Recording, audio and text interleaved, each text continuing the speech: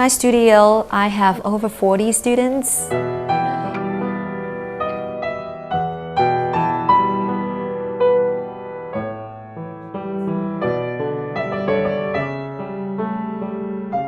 Astrid's a good teacher. She's so patient, which is something that's really important being a teacher, because I mean, I don't get it right away and no one does, and she's so good at explaining things in different ways and trying new things if it doesn't work, and just working and working until I understand. She knows how to communicate, how to effectively motivate a student, and how to make you comfortable.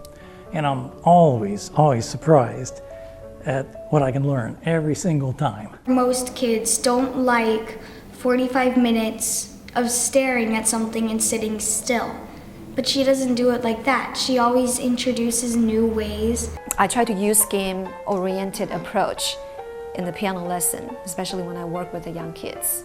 And I can just create a lot of musical activities, different rhythm or reading activity with the kids, so they don't get bored in the piano lesson. They always have a lot of fun things to do in the piano lesson.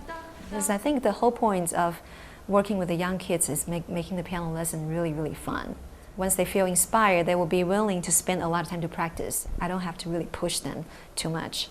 You feel like responsibility towards that teacher. You want to impress them, to make them proud of what you've done and stuff, and to have someone who's a good teacher and you admire and respect, that definitely makes you want to practice more and study more and all sorts of things. When I started taking lessons with her, I was probably very structured, 1, 2, 3, 4, mathematical precision, whatever.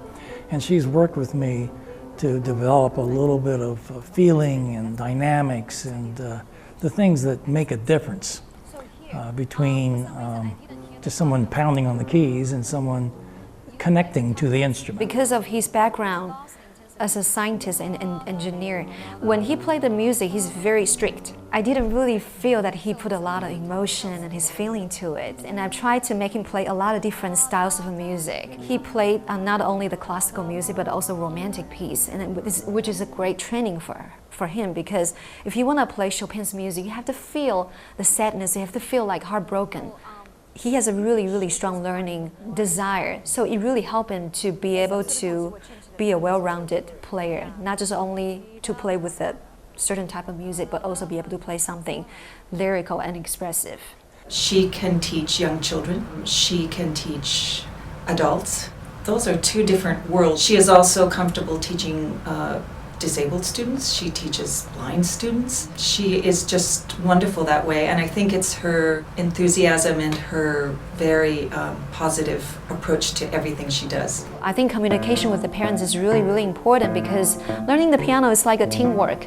If it's only between the teacher and the kids, it's not enough. I need the parents' support. For the first trial lessons, I demonstrate my teaching, and I demonstrate what music activity I will incorporate in the teaching, and how I teach the students the technique and then the reading skills. And then usually after the piano lesson, I will communicate with the parents again to assure that they understand how they're going to help their kids after the piano lesson.